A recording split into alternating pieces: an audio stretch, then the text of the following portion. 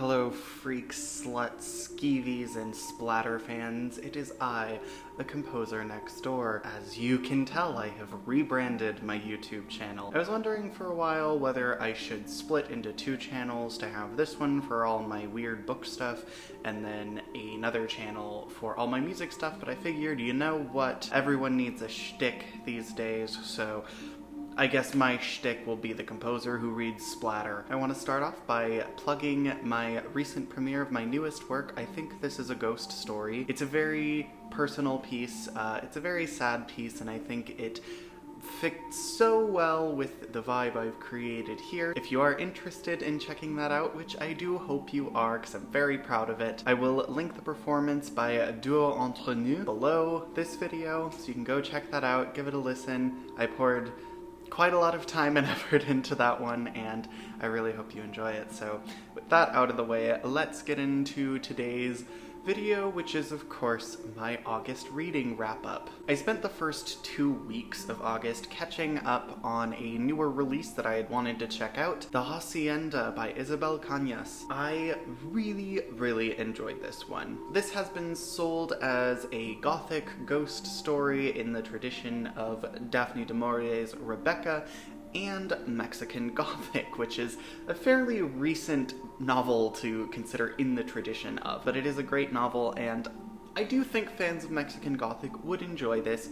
However, it is a very different experience. Mexican Gothic is this very colorful, hallucinogenic romp that reads really quickly, and The Hacienda is much more patient. This is a very slow-moving novel. It is much more in line with what you would expect from a Gothic ghost story, and a Gothic ghost story it is. We follow the character of Beatriz. She marries the head of this hacienda, San Isidro. She doesn't really love him. It is more of a selfless act to have a place that her mother can come and live in comfortably. She wants to turn around this hacienda that's kind of falling apart and just has a really bad energy to it and make it a place that she can call home with her mother. Beatriz starts to uncover some dark secrets about the history of the family that she has married into, specifically with the former wife of the Don. It is very character-focused, and I really did like the characters.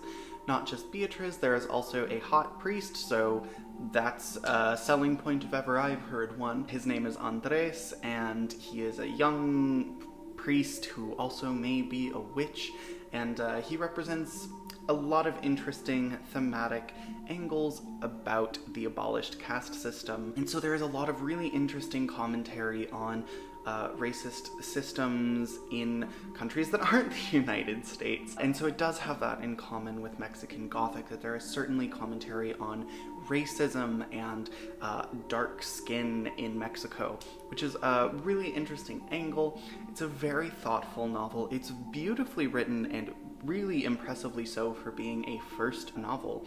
I really loved Isabel Cañas' writing. I did take quite a while to read this, but I did really enjoy being kind of immersed in the world of the book. If you haven't checked this out yet, I would highly recommend it. Again, if you were a fan of Mexican Gothic and you want something that maybe kind of follows in those footsteps, I would say check it out, but this is also a fantastic novel on its own, and I really hope it doesn't just kind of live in the shadow as a book that followed in the footsteps of Mexican Gothic, because it is very different and a beautiful novel in its own right.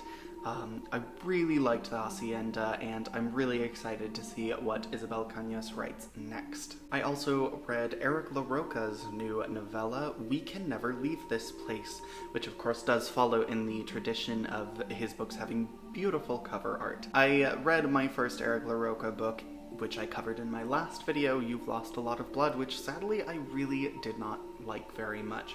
It wasn't terrible, but it just didn't do much for me, so I decided to give him another chance with this, and I really am glad I did. I liked this a lot more.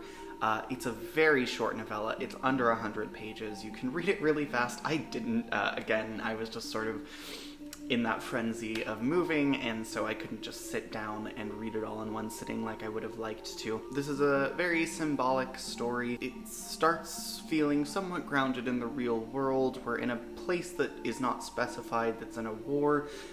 Nothing about the war is specified, but the civilians that this follows are living in pretty horrible conditions, and things spiral out of control into just absolute gore. I wouldn't quite go as far as to call it extreme or splatter, but it is very, very gory and very, very upsetting, and just makes you feel odd while you're reading it. It starts to introduce elements where you realize that this is maybe not a literal story, and gets pretty fantastical, but it never goes into the realm of outright fantasy. It is firmly rooted in horror, I think, and I really enjoyed it. I really like the title as well as I liked all of the titles of Eric LaRocca's books. We Can Never Leave This Place. Of course, that starts with one meaning and then kind of shifts in meaning as the story goes on, and it never lets you forget that phrase, we can never leave this place. And I really love when a phrase has more than one meaning, and whose meaning kind of changes throughout the course of this story. There's still some stuff about Eric LaRocca's writing that I find just a tad book talky. Something that I forgot to mention about the last book that did kind of grate on me was the naming conventions of the characters. At the beginning of You've Lost a Lot of Blood, when you find out what the character's name is that you're following, unfucking believable. And none of the names here were unbelievable that I can remember, but they did feel a tad self-congratulatory. Like, yeah, that's a clever name. No one ever would have thought of that name. Yeah, no one ever would have thought of that name because it's fucking stupid. That's like the main thing that Eric LaRocca does that kind of gets on my nerves sometimes. But with that said, again, I really, really enjoyed this one, and I am cautiously optimistic to check out their other work. This one was definitely a win for me. Still don't know that I would call myself a diehard Eric LaRocca fan, but I haven't been put off from them entirely.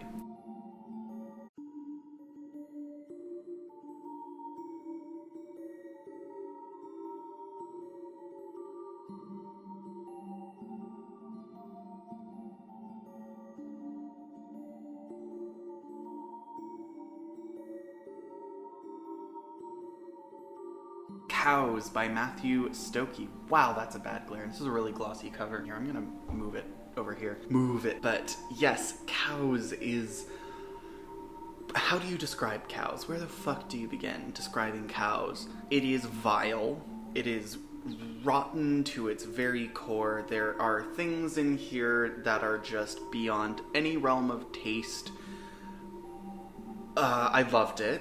It felt like every page was daring me to see past just the wall-to-wall depravity, to look beneath that and to find meaning in it, and I actually really, really did. So what is Cows about in the strictest sense? Well, it is about a really sad 20-something who hates his mom and his mom hates him, and they're kind of locked in this endless battle of domination, and he wants to break free of her reign of terror on him. He calls her the Hag Beast. It is Freudian as fuck. He gets a job at a slaughterhouse, and the head of the slaughterhouse is this weird dude who kind of promises him that he can change him, he can turn his life around through the act of killing cows, and eventually killing his mother. Whether he tries to kill her or not, or whether he succeeds, I'm not going to say whether that happens. I think this is a great novel. I think it's a beautifully written novel, which makes me laugh just because of the kind of stuff that's being described beautifully here. So let me back up and say that Cows is, again, a little bit more of a symbolic novel. I don't think much of this is meant to be taken literally, and that does, I think, relieve some of the burden of the extremity. If we're meant to believe that this is taking place in a purely imagined world, then I think you can get away with a little bit more. This is a book that contains every possible trigger warning I could even think of. This is a book that comes with every conceivable content warning I could even think of. It is a tale of murder, abuse, bestiality, eating all kinds of things that should never be eaten, and just sort of wallowing in this depravity. But it is using that extreme, revolting imagery to tell us something about society? I need to read it again. Not now, in a while. What I got from a first reading of it is something about loneliness and isolation. Just that feeling that you're never gonna understand what normal people are like. And I think I said something very similar about Chandler Morrison's Dead Inside. I think this does it much, much better and has more to say. He sees these happy people on TV in relationships and he thinks that that's what the world is like. So there's certainly something there about television as sort of propaganda, and I think works even more now in the age of social media, because this was written in the 90s. This was pre-Instagram. But definitely there's something to be said about idealized lives being portrayed online and on television, and that kind of creating this hole in people that they think that that's possible, and it's just not. And I think that that's certainly something that's being said here. Now, where do the cows fit in? The cows present another path towards community for the protagonist. That's all I'll say about it. I don't know what more I can say about cows. It is vile, it is grotesque, it is hideous and unpleasant, and you should not read it while you're eating, and it's beautiful. It is really one of the most shocking books I've read in many ways, not just in terms of the content, but in terms of me deriving this much emotion and meaning from something that's just constantly depicting shit and vomit and blood and cow vaginas and all this horrid stuff that you don't want to think about. But it is about horrid stuff that you don't want to think about. On a literal level, on a metaphysical level, on many levels. I love it. I don't want to be one of those guys who loves cows, but I'm one of those guys who loves cows. The book, not in the way that cows are loved in the book. Now, the next book is something that I started, I think, in April, and just never got through. It's not House of Leaves. I know what you're thinking. It's not. I'm not done yet. Well, I'm still reading it.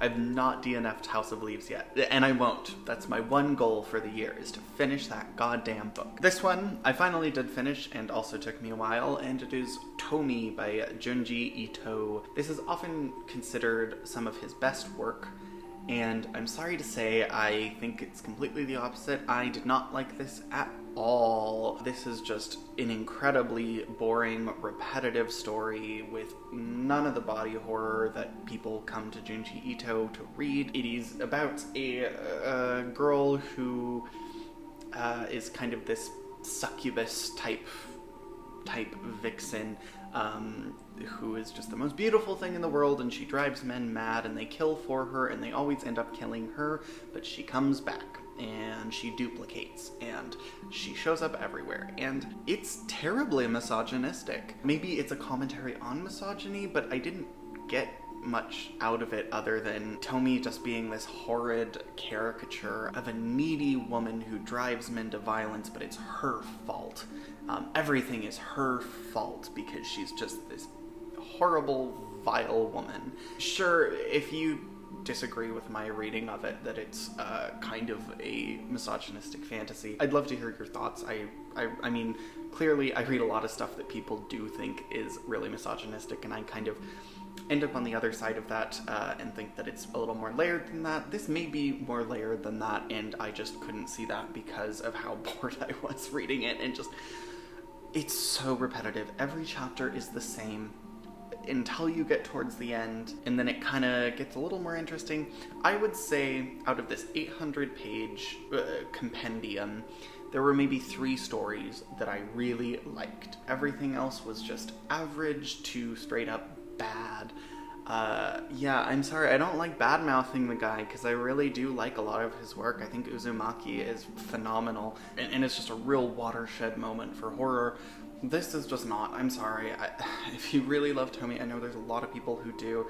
I'd like to know what it is that people see in this, because so much of what I love about Junji Ito was absent here. Could not get on with it. It's a miracle I finished it. Like I said, it took me forever, and it's because I was never in the mood to pick it up.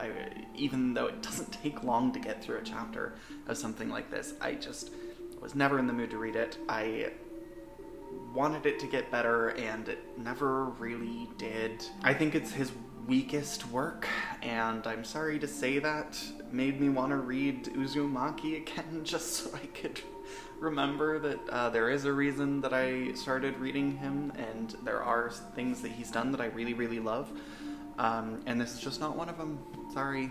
I read it. Now, I didn't finish this next book, but I do want to talk about it. I didn't think I would read anything quite as vile, grotesque, hideous, and just devoid of all sense of human decency as cows this month, but I did. I didn't finish it. It was that bad. I couldn't get through it. And It Ends With Us by Colleen Hoover. I got to 47% of the audiobook of this horrible novel, and I couldn't do it. I took my headphones off and I said, nope, I'm done. It Ends With Us by Colleen Hoover. It's not a horror novel. If you've never heard of it, which I would be shocked if you haven't, because it is pretty much like one of the most popular books on earth right now. Colleen Hoover enjoys just an overwhelming amount of success because of this book and the fact that it got really popular on TikTok. And I'm here to tell you, it is one of the worst things that's gotten popular that I can remember, based on how it's sold, based on the cover, based on what it lingers on in the text. This is a romance novel, and you can't convince me otherwise. It's Christian Grey again.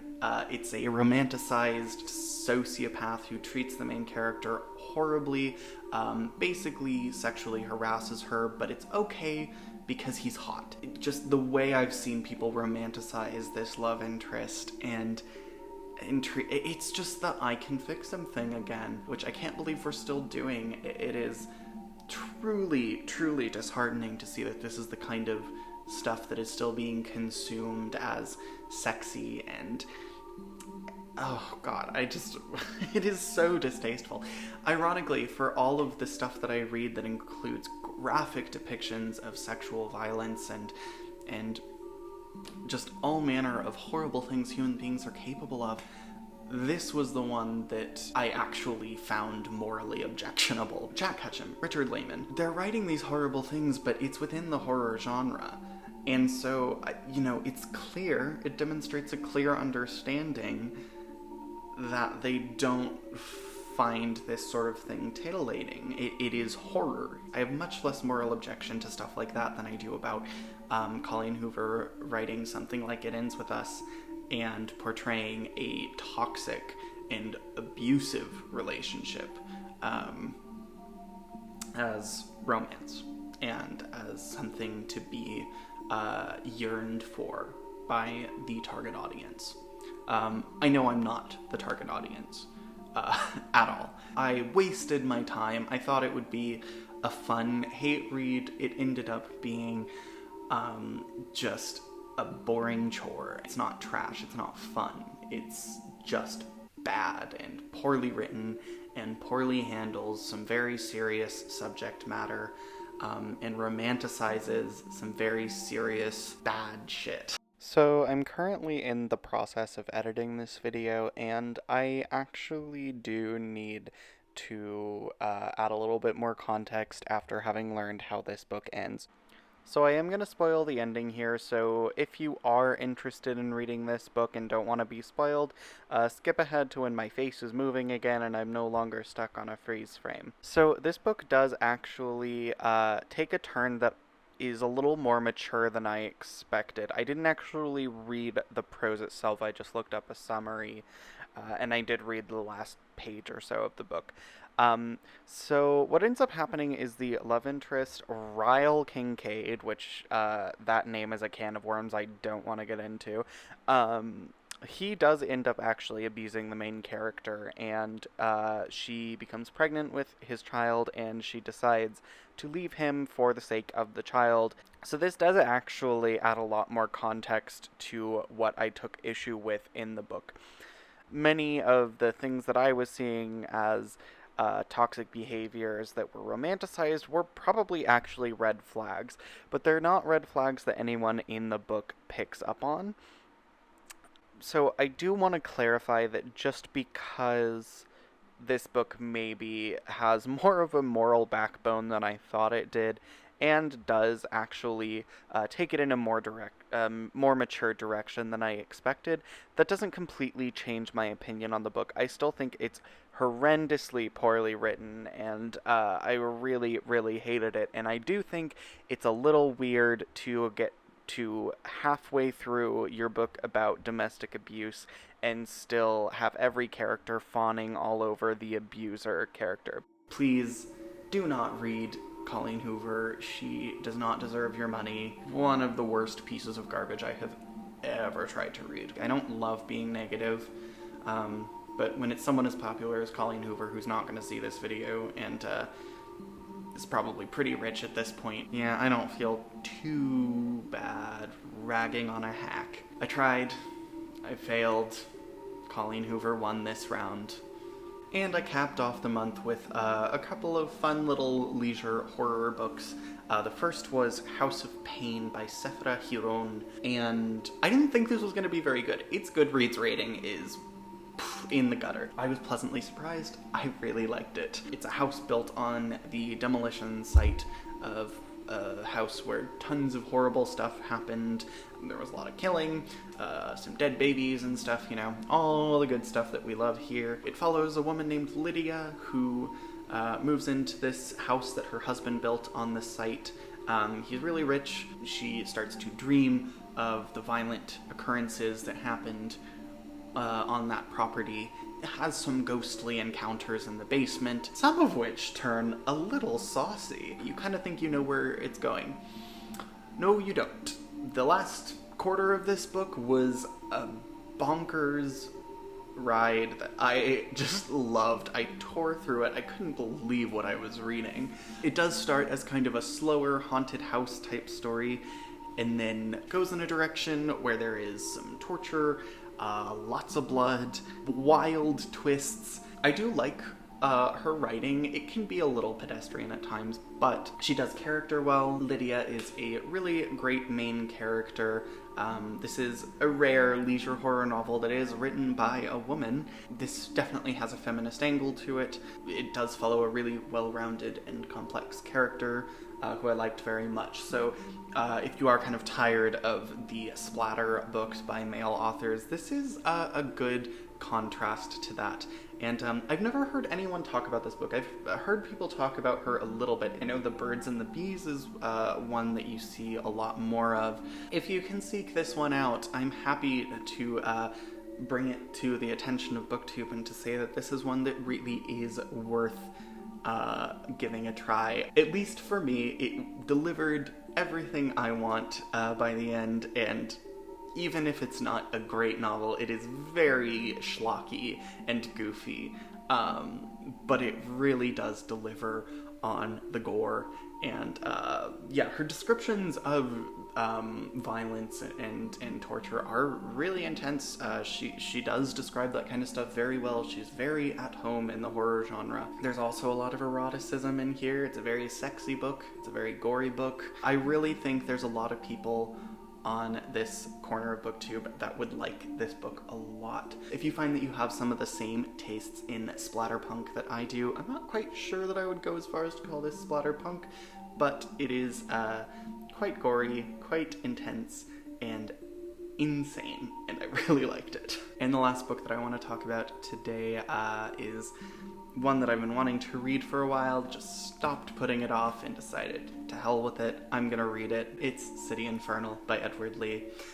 You'll remember from my last video that I was just shocked by how much I loved The Black Train, and with City Infernal, I think he is fast becoming just my go-to author for fun. I had so much fun reading this.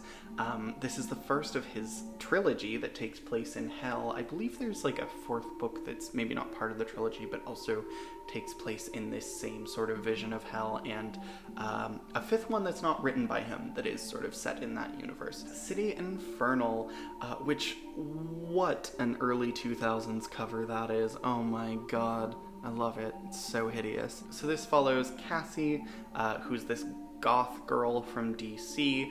Her sister kills herself, so trigger warning, that happens very early on. And she moves into this house in the country. It kind of has some Southern Gothic vibes, much like The Black Train. It seems like Edward Lee really does just write within that Southern Gothic subgenre and just goes off the rails with it, takes it in his own very weird direction, which I love. As always, you find out that this house has a history, with the guy who owned it doing terrible things. She finds out that she can actually travel to hell because of bonkers contrivances of, like, if you are this, this, and this, which it just so happens that the character is, you can go to hell, and you are a really powerful being in hell. This is not a very story-driven novel. I'm very happy that there are more books in this series. The next one is called Infernal Angel, because this is just a very exposition-heavy book. There's so much to explain, and it is... so much of it does end up being characters mentioning something, and Cassie will say, "What the hell is that?" And then they explain it to her. And so you really do get a crash course in hell in this one. It does deal with some pretty extreme subject matter, just because it takes place in hell, and depravity is the name of the game there. So, you know, they'll just be walking down the street and see a lot of different bizarre things, but removing the groundedness of being set in reality, it doesn't have the same impact. It is just sort of reading a lot of gross shit that's really fun and oftentimes very funny. I mean, Edward Lee, like I said about The Black Train, has a sense of humor. Really in line with my sense of humor too, so I find his books just a riot to read. And the story itself is pretty slight, but it goes in some bizarre directions.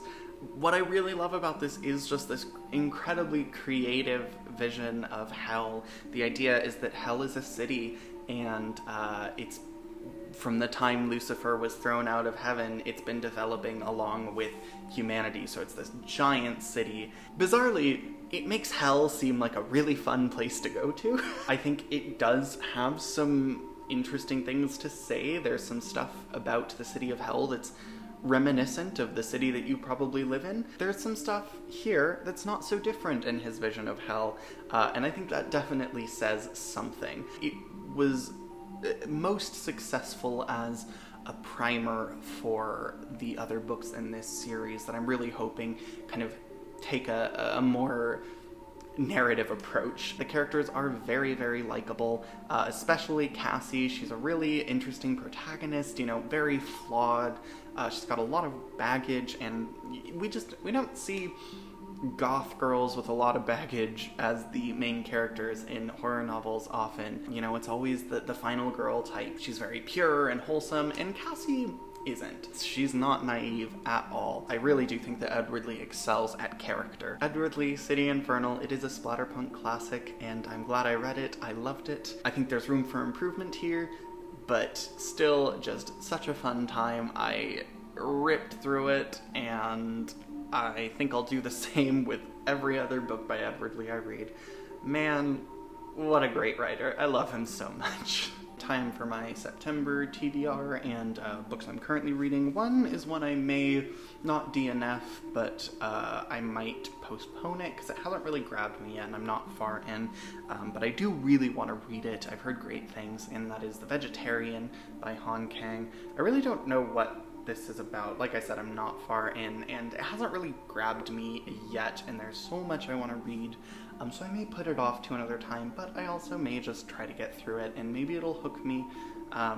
We'll see. But yeah, that's The Vegetarian. I am going chronologically in my Richard Lehman collection. I was going to read Beware next, but his second book, which is The Woods Are Dark, became available at my library. I put a hold on it and it took a while, and then just recently I was able to pick it up, and so I figured I'd read this one.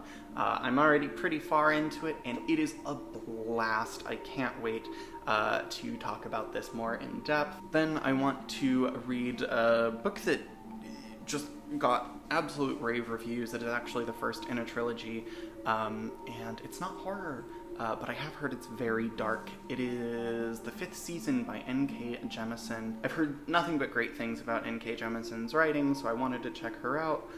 We'll see. If I really love this one, I'll definitely be picking up the second and third books. Then another sort of backlist newer book. This came out, I think, in February, and I bought it pretty close to then. Such a Pretty Smile by Christy Demeester. Just biting the bullet, and I'm gonna read it. The Girl Next Door, the extreme horror classic, one of the most disturbing books ever written, according to everyone who has ever read it. I think excited is the wrong word, because I do think this is gonna be a really heavy and sad read, but I'm excited to have read it and to be able to talk about it more in depth, because of course I know about The Girl Next Door. I know its reputation, I know what it's about, and I really, really just want to get to it by now. So yes, I am going to read The Girl Next Door this month. We'll see if I come out the other end. Eugene Thacker's In the Dust of This Planet, the first volume of his Horror of Philosophy series. So it's pretty short. We'll see what I think of this. I do think that the genre is one of the most important in understanding culture and understanding societal fears. And so I hope that this does shed some light on it, and if I like it, I'm going to pick up the other volumes in this, I think, trilogy. I don't know. I've never read a philosophy book before, so I may hate it. We'll see. But yeah, I do want to try to get that in there. I may just pick up a chapter or two in between and kind of make it a throughout the month thing. That is my September TBR and the books that I'm currently reading, which means that we've come to the end of this video. Again, I am the composer next door. Thank you as always for stopping in. I'll see you next time.